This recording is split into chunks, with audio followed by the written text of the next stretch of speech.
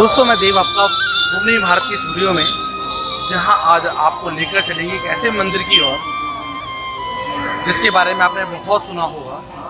ये 4 धामों में से एक धाम है, इसे जगन्नाथ धाम कहा जाता है। ये उड़ीसा के पुरी में है। पुरी बेसिकली जगन्नाथ पुरी के नाम से ही फेमस हुआ है। अगर आप मेरे बैकग्राउंड में देखें पीछे की ओर तो ये है वो मंदिर।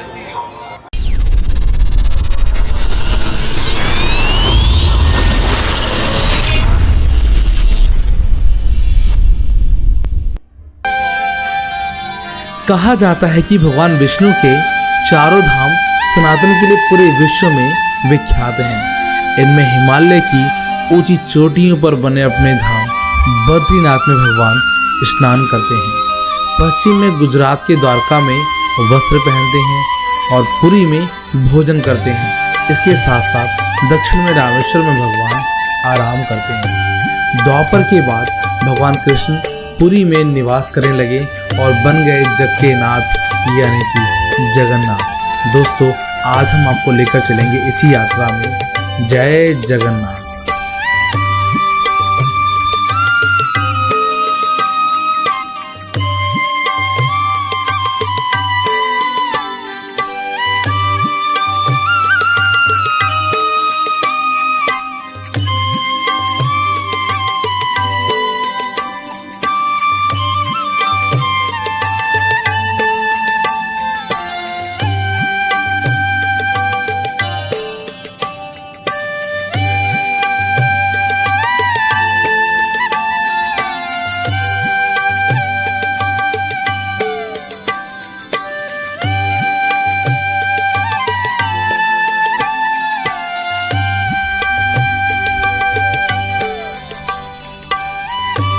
कहते हैं कि यहाँ की इस मूर्ति को जिसके द्वारा ये बनाई गई है वो भी एक विशाल एक बहुत महान है और वो है विश्वकर्मा जी।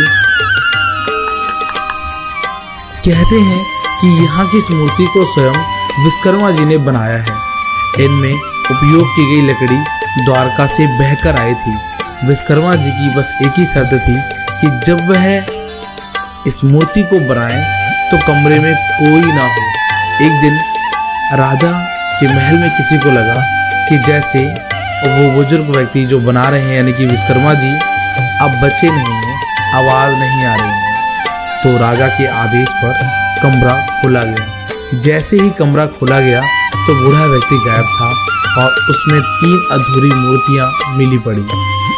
भगवान नील माधव और उनके भाई के छोटे छोटे हाथ बने थे लेकिन उनकी टांगे नहीं थी, जबकि सुभद्रा के हाथ पांव बनाए ही नहीं गए थे। राजा ने इसे भगवान की इच्छा मानकर ही इन्हें अधूरी मूर्ति को स्थापित कर दिया। तब से लेकर आज तक तीनों भाई बहन इसी रूप में पूजा की जाती है।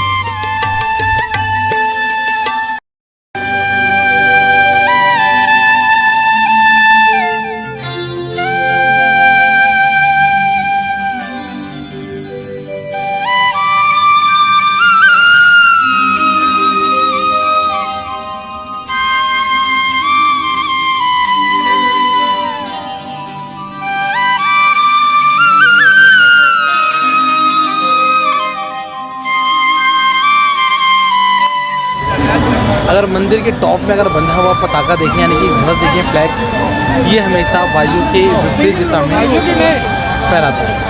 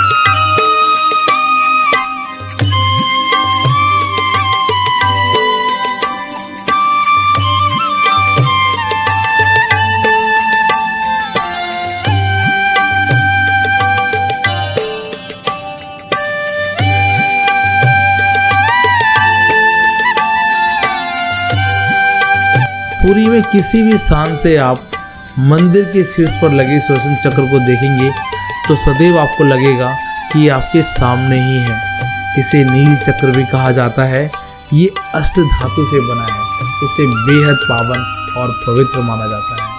गुंबद के ऊपर उड़ते पक्षी आपको कभी नहीं दिखाई देंगे। जैसा कि देखा जाता है हर मंदिर में अगर कहीं कोई गुंबद है तो आपको पक्षी उड़ता हुआ दिख जाएगा, लेकिन यहाँ पर आपको गुंबद के आसपास दूर दूर तक कोई भी पक्षी नहीं दिखाई देगा। और एक चीज़ जो सबसे अलग बनाती है, जो सबसे ज़्यादा अलग बनाती है, यहाँ है दुनिया का सबसे बड़ा रसोई घर। यहाँ भी होते हैं चमत्कार, जहाँ 500 रसोइये 300 सहयोगियों के साथ काम करते हैं और भगवान का भोजन यानी कि प्रसाद बनाते हैं। लगभग 20 लाख भक्त कर सकते हैं यहाँ भोजन। और कहते हैं कि मंदिर में प्रसाद कुछ हजार लोगों के लिए ही क्यों ना बनाया जाए, लेकिन इससे लाखों लोगों का पेट भर जाता है। मंदिर के अंदर भोजन पकाने की जो मात्रा है वो पूरे वर्ष के लिए होती है। और मंदिर में प्रसाद पकाने के लिए एक अलग तरीका है। 7 बर्तन हैं जो एक दूसरे के ऊपर रखे जाते हैं। लकड़ी से इन्हें पकाया जाता है। और इस प्रोसेस में जो सबसे टॉप का बर्तन होता है, जो मिट्टी का बना हुआ है, उसमें रखा हुआ सामान यानी कि भोजन पहले पकता है और धीरे धीरे सबसे बाद में। यानी कमाल की बात है कि आप आग नीचे से दे रहे हैं, लेकिन जो खाना पकेगा, जो पहले भोजन तैयार होगा, वो सबसे ऊपर वाले बर्तन का होगा। और नीचे वाले बर्तन में कभी मतलब वो जलता भी नहीं है कि जल के ज़्यादा कुछ खराब हो गया हो। प्रसाद के रूप में रहता है, सबसे बाद में पकता है। और यहाँ की जो समुद्र की ध्वनि है, यानी कि मंदिर के सिंह द्वार में जैसे ही पहला कदम आप प्रवेश करते हैं तो सागर की किसी भी आवाज़ को आप सुन नहीं सकते हैं, क्योंकि पास में यहाँ समुंदर है।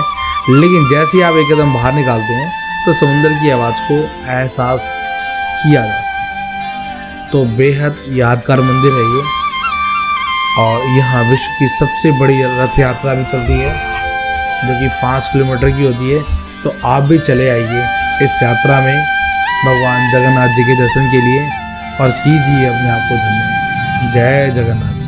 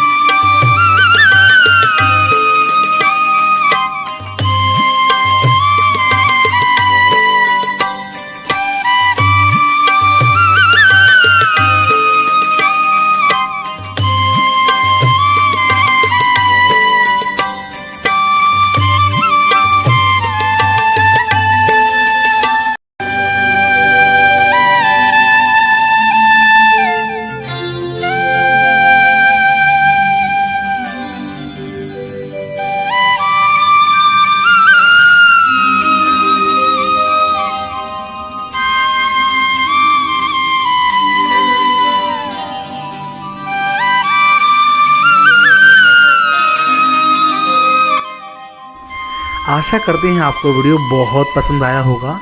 उन सभी साथियों का धन्यवाद जिन्होंने इस यात्रा को प्लान किया और मुझे भागीदार बनाया। जय जगन्नाथ।